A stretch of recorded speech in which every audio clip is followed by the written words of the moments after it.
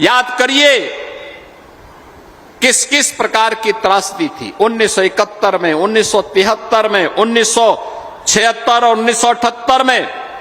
आप यहां पर आए, आप केवल सीमा पार करके नहीं आए थे,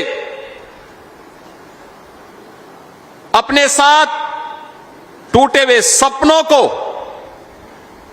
और उसकी पीड़ा लेकर के आए थे। बिछड़े हुए अपनों की यादें और एक अनिश्चित भविष्य लेकर के आए थे। आपने अपना घर छोड़ा, अपनी मर्जी से नहीं, आपको अपना घर छुड़वा दिया गया, क्योंकि उन दरिंदों ने आपके घरों पर कब्जा कर लिया था, जो आज भी बांग्लादेश में हिंदुओं की निर्मम हत्या कर रहे हैं। उन्हीं लोगों ने आपकी प्रॉपर्टी पे कब्जा किया था। वहां पर अपनी जमीन छोड़ने के लिए आपको मजबूर कर दिया गया, आपकी आजीविका छीनी गई और आपको आपके अपनों की यादों को पीछे छोड़ना पड़ा था। मैं देख रहा था यहां पर, लेकिन इस सब के बावजूद एक आशा थी कि भारत में ठौर और ठिकाना मिलेगा, भारत में सम्मान मिलेगा। और याद करिए आपको उस बांग्लादेश ने, उस पाकिस्तान ने नहीं अपनाया। आप हिंदू थे तो हिंदुस्तान ने ही आपको अपने गले से लगाया। आप सिख थे, आपको हिंदुस्तान ने ही अपने गले से लगाया। आप बौद्ध और जैनी और पारसी थे तो हिंदुस्तान ने ही आपको अपने गले से लगाया। संघर्ष से जो आप सबल बनने की आपकी यात्रा थी, इस शून्य से शिखर तक की यात्रा भी है। याद करिए, जब आप आए थे कुछ भी नहीं था आपके पास, पहनने के लिए कपड़े नहीं थे,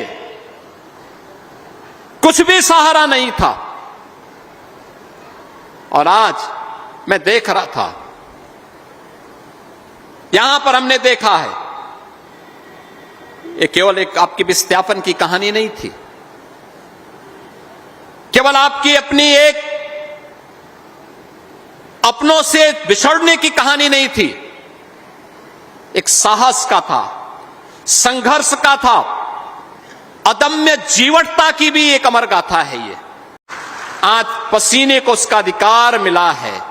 बहनों और भाइयों, जो पसीना इन जनप्रतिनिधियों ने बहाया है, जो संघर्ष आपने किया है, उस संघर्ष को संबल मिला है, क्योंकि पसीने को अधिकार दिलाने का काम हमारे जनप्रतिनिधि किए हैं।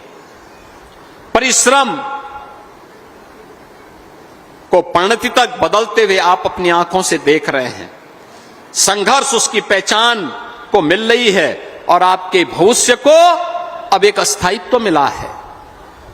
अब कोई आपको यहां से विस्थापित नहीं कर सकता, क्योंकि मोदी जी के सिटीजनशिप अमेंडमेंट एक्ट ने, नागरिकता संशोधन विधेयक ने आपको अधिकार दे दिया है। ये अधिकार दे दिया है। ये कांग्रेस, ये समाजवादी पार्टी, ये टीएमसी इसका विरोध करती थी। ये कहती थी ये कानून नहीं बनना चाहिए। हमने तो उस समय मोदी जी ने कहा, याद करिए 2019-20 में कितना लंबा संघर्ष चल रहा था। दिल्ली में महीनों सिटीजनशिप अमेंडमेंट एक्ट को लेकर के धरना प्रदर्शन कर रहे थे, इसके विरोध में सड़कें जाम थी। शाहीन बाग में महीनों तक कांग्रेस, सपा, टीएमसी और उनके लोग धरना प्रदर्शन करके इस कानून में बाधा पैदा कर रहे थे।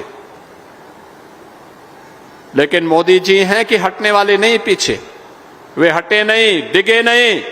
उन्होंने कहा यह अधिकार हिंदुओं को, बौद्धों को, सिखों को, जैनियों को प्राप्त होना ही चाहिए। और आज उसी की बदौलत हम लोगों ने निर्णय लिया और आज ये अधिकार पत्र हम आप सबको यहां प्रदान कर रहे हैं। अब आप बहनों और भाइयों अपनी जमीन के वास्तविक मालिक बन गए हैं।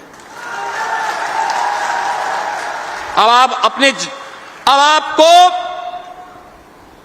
सुरक्षा की गारंटी मिल गई, एक सुरक्षित और स्थिर जीवन की एक गारंटी मिल गई है, और यही मोदी की गारंटी भी है। आपके बच्चों के भविष्य को एक सुदृढ़ नींव मिल गई है। कोई उन्हें वंचित नहीं कर सकता, भगा नहीं सकता। अब कोई आपको बांग्लादेशी नहीं बोलेगा,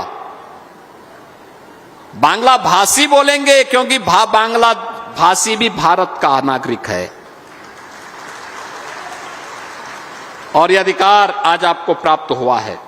बहनों और भाइयों, ये डबल इंजन की सरकार जो कहती है हर हाथ को काम, हर नागरिक को अधिकार, सरकार के उसी विजन को आगे बढ़ाने के लिए, हर परिवार को सम्मान दिलाने के लिए आज हम लोगों ने उन कार्यक्रमों को आगे बढ़ाया है।